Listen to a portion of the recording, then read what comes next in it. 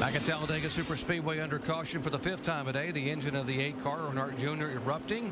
Debris involved the 44 car of Dale Jarrett. Now, the draft here, very critical. It can help you, it can hurt you. It's all about the politics of the draft and how you use the air and the cars around you, as our draft tracks will show. Take a look at the 19 car of Elliott Sadler behind the 70 car of Johnny Sauter. Sadler's going to get close to him, and when he gets up there, you're going to see these cars go complete in the draft lock, run exactly the same speed, and man, the speed they pick up, there it goes, complete draft lock. And folks, take a look at this as they're going down the front straightaway, completely locked up together right now, running the same speed, really picking up a lot of RPM. And look how it takes Johnny Sauter and just shoves him right into the lead, passing the 83 car Vickers on the inside, and that was a lot of momentum right there. Every time you see these cars get in that draft lock, when it turns white, they take off, and you see the other cars around them. None of those guys were that close together. As soon as you get, nose to tail, is a huge advantage. In other broadcasts, you always hear talk about aero loose and talk about aero push, all that stuff. But here, none of that's really coming into effect. It's all about getting locked up in the draft and picking maximum RPM and speed up. Pace car pulling off. Johnny Sauter. You saw the pit work a moment ago.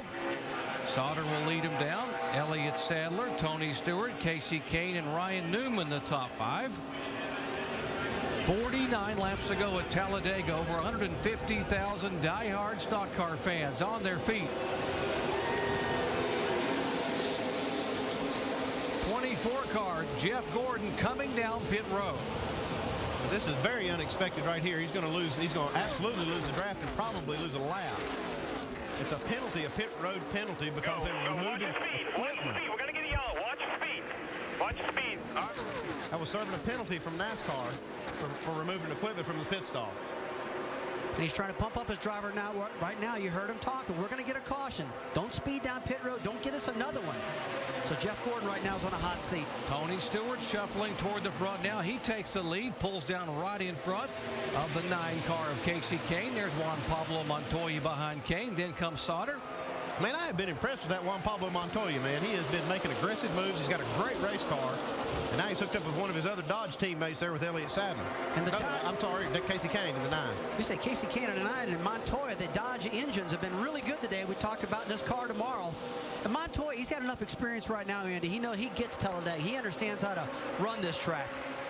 Let's show you what happened with Jeff Gordon. Now, he was serving a pass-through penalty at 55 miles an hour. Now, watch as Jimmy pulls out. Watch the hose there. See, that hose looks like it hooks the rear bumper, and the air wrench, it pulls the air wrench completely out of the pit box. And NASCAR imposed a penalty on these guys. See here, the tire changer's finished. He's holding his air hose, and he gets hung right there in that wheel opening. Man, that's a tough break for those guys. Oh, right man, that air wrench about 3 foot out of the pit box. But, hey, there's no tolerance in NASCAR. You know, if you're out of the box, you're out of the box. And that's one thing I can tell about them. They're consistent in their calls. They really are. But, boy, that's hard to take. Really hard to take.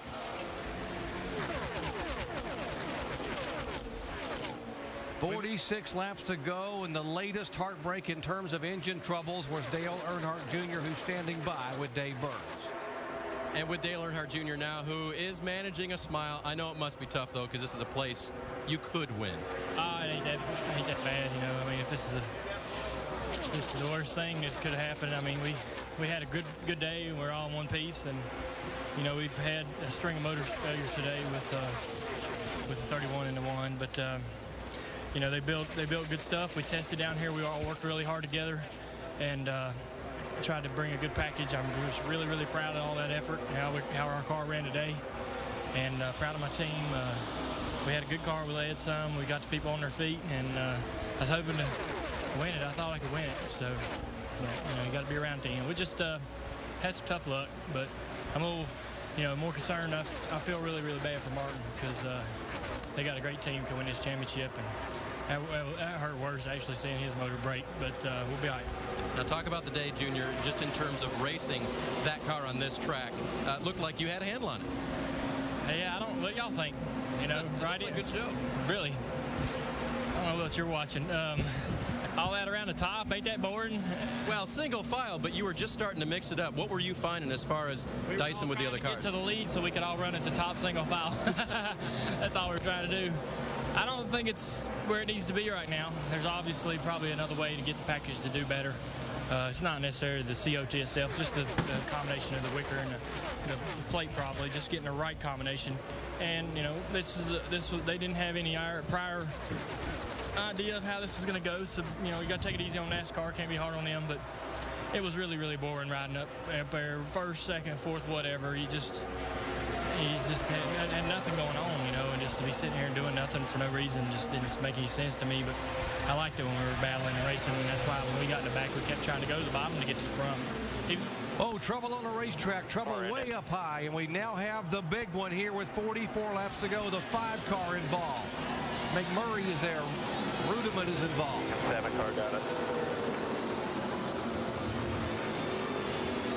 A lot of tore-up race cars here. Chase contender Kyle Busch, he's in it. Major damage on the number 5 Chevrolet in his car. Jamie McMurray with the front end knocked out. He's going good. He's window Nextel up on the car. He's okay. A lot of damage. 15, Paul Menard involved. Another one of the DEI cars. 00, you see getting it righted there. That is David Rudiman. He is involved. There's the 00 of Rudiman at that great qualifying run. Best career start in a Cup car this weekend. Heavily damaged, trying to limp back to pit road. You just wonder when this was going to start to happen. They're just starting to get a little anxious out there. Laps are winding down. 43 laps to go. And talking about maybe running close to 40 laps on fuel.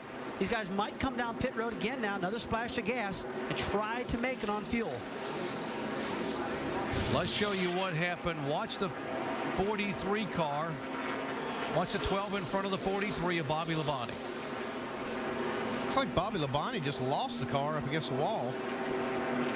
Yeah, Bobby really didn't have anybody around him. It looks like they just maybe a possibility a right front tire went down, or the car just got flat out from underneath him and got loose. It just took off. As much grip as these cars have, as good as they handle, I can't believe that you just actually lose the car like that without having some kind of a problem.